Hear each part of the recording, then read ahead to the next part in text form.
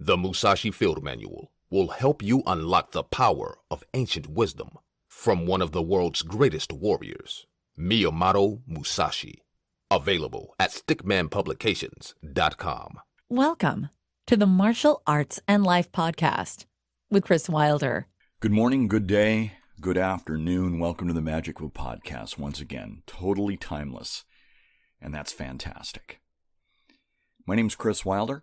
I'll be your host for Martial Arts and Life, and the topic today comes from 1974, and it was a book written by Herbert Friedenberger, published again in 1974, and it was called Burnout: The High Cost of Achievement.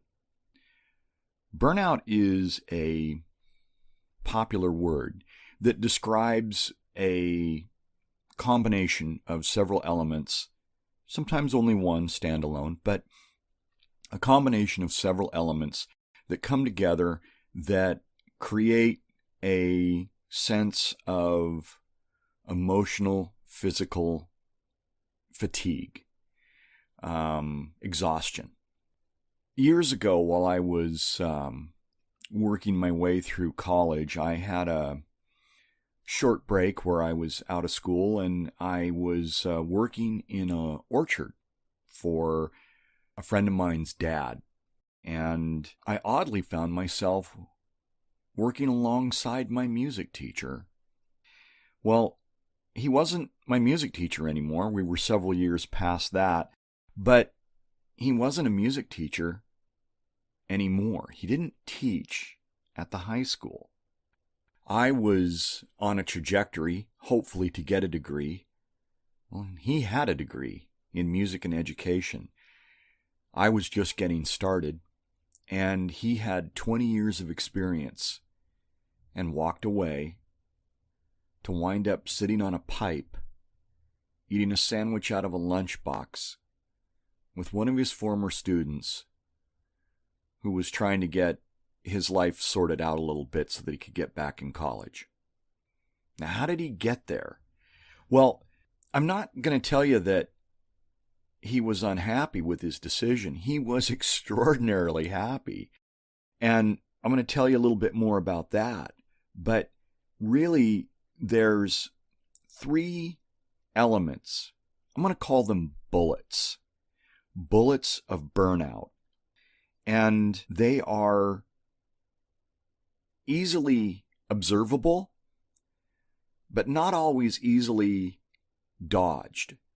I'm going to tell you about those three bullets of burnout, and I'm also going to give you a couple of examples of how you might choose to deal with it. Now, how does this affect martial arts? Boy, it does. If you hang around long enough, you're going to hear people in the martial arts and in business use the word burnout. Not always appropriately used, but it doesn't mean that there's not something there. The first quality of burnout is the sense of diminished ability. That means that you believe that your skills have lessened, that you've been left behind, or time has passed. Of course, I'm a big fan of the Coen Brothers movies, and I love No Country for Old Men. Well, it's in the title, isn't it? That the country has changed. Tommy Lee Jones, the lead character, his skills have maybe not lessened, but the ground is shifted below him, and he has been left behind. His time has passed. He's an old man. No country for old men. Now, dodging the bullet of diminished ability. Now, again, I'm not going to tell you that this is the be-all and end-all. These are things that have worked for me in the past or I observed, and I pass them on to you. It can be more complicated than this. This is not the total be-all and end-all. But in dodging the bullet of diminished ability, it's really helpful to understand your role in the natural cycle of life. It is absolutely non-negotiable. Eventually, we will all die. Some of us in a natural course, and some of us in an unnatural way. We know this, but there is that period of diminished ability, and you can lament your diminished ability, or you can understand your role in life. And we live in a world that has a standard bell curve. As a child, we're useless, except to make our parents happy and to make them giggle. And then we become more useful. We become all of the things that we need to be. We live in that sweet spot of the bell curve. And then there's a diminishing on the physical end of things, sometimes on the mental as well.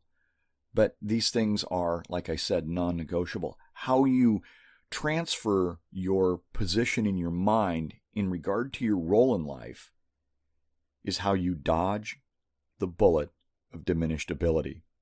Wisdom should be on a constant uptick. Not intelligence, but wisdom. Intelligence is oftentimes innate, can move a little bit back and forth between a number, a IQ number, but wisdom can grow. It doesn't have the same limit on it. When you look at wisdom, wisdom is the ability to recognize pattern and to, in some instances, say, you might want to consider doing it this way. Have you thought about this? My experience has been, if you do this, that will happen. Maybe you shouldn't do that.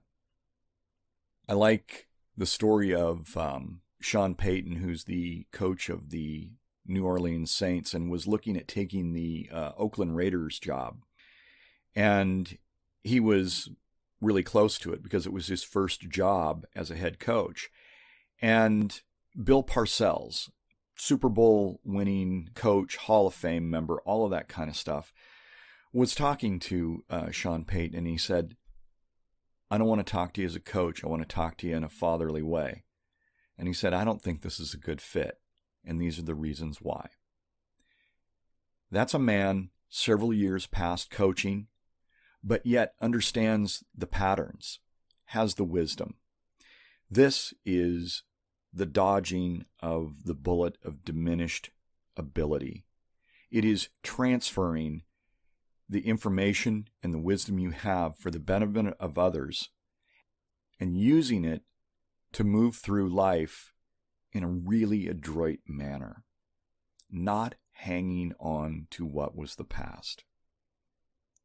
Cynicism is the second, and this is probably the easiest to see because it is verbal. It manifests itself in a verbal manner. Cynicism is born out of the fact that people's motivations are about themselves, and it's all about self-interest. And it's easy to drop into cynicism. The world that we live in today really has a pervasive cynicism.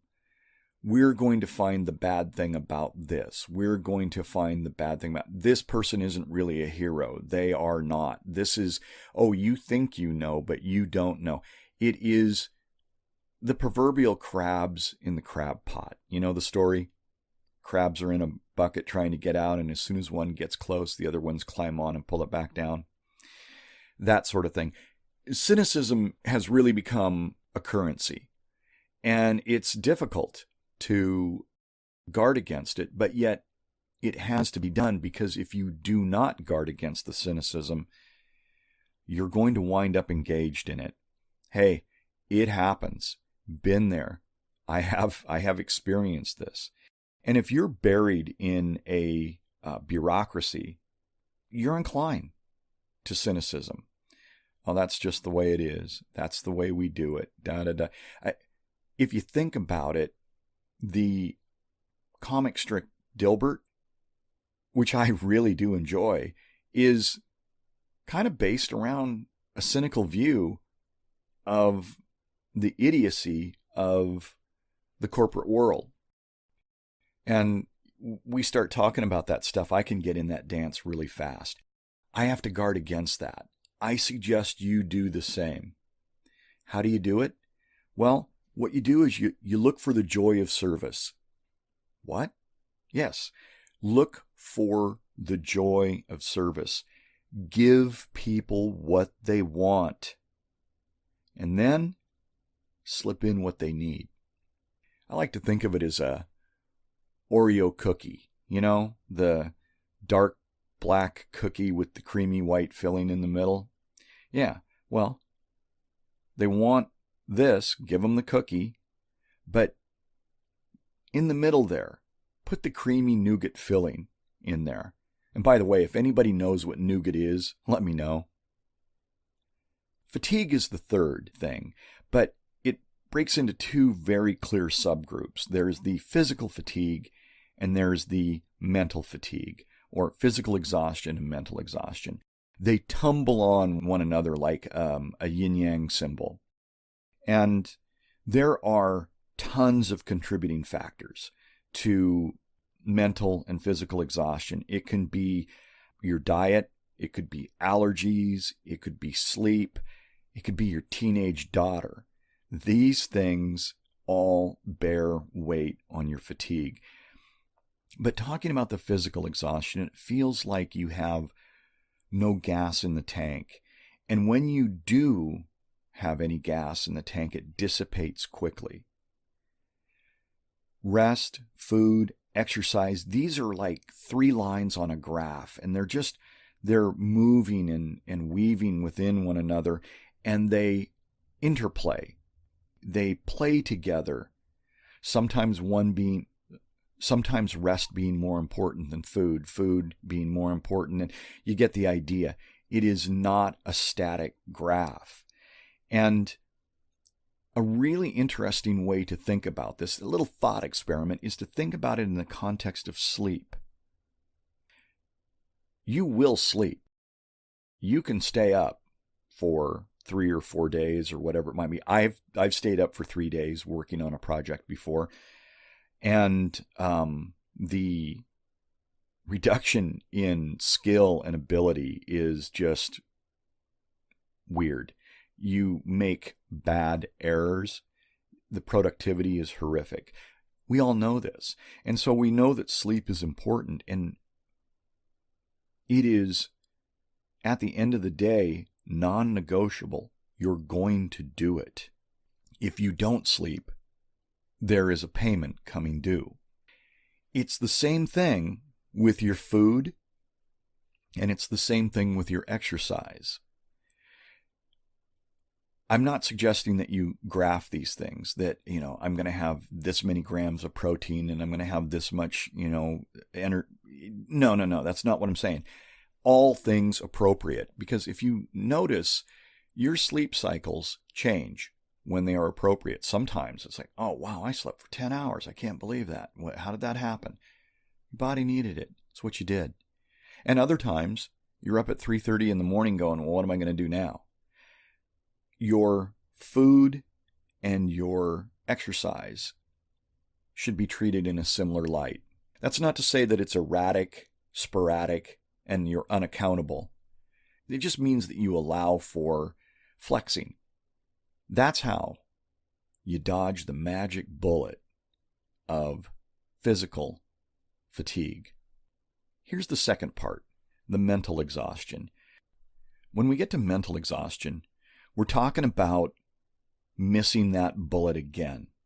Mental exhaustion creates a loss of focus. We kind of talked about that a little bit in the physical, but your senses are dulled. Your skills are not what they should be. And one way to avoid this mental exhaustion is through variety. We like variety. It's our nature. Not too much variety that gets out of our comfort zone, but the more on the margins, change on the margins. We like that. So think of it this way. What scientists do is they go and they test small. Let's test this small and see if it works. They don't go right out and build a bridge out of cardboard. Like, no, let's not do that. Let's try it small and see if it works.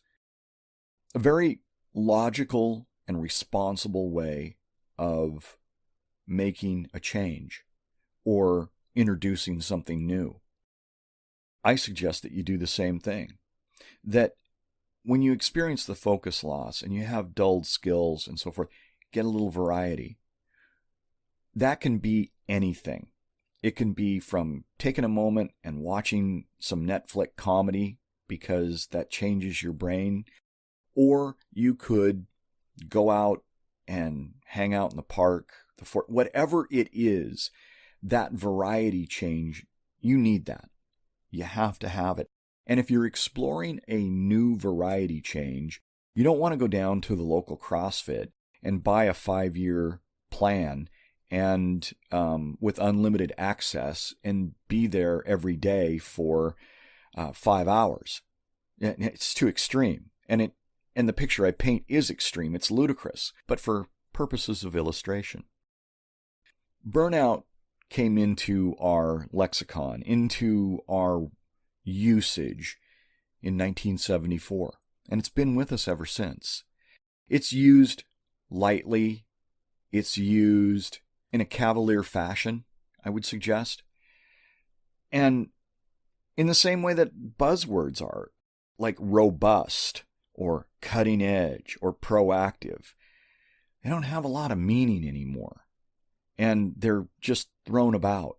When burnout is actually a fairly serious thing.